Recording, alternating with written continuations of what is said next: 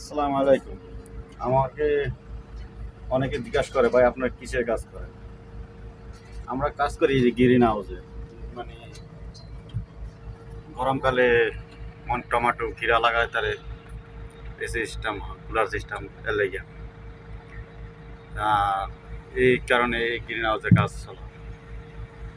এই যে এইগুলো হয় গ্রিন হাউসের এখন উপরটা কাম চলতে আছে, এখন বাকি আছে। এই আর কি। ওকে, ভালো থাকবেন।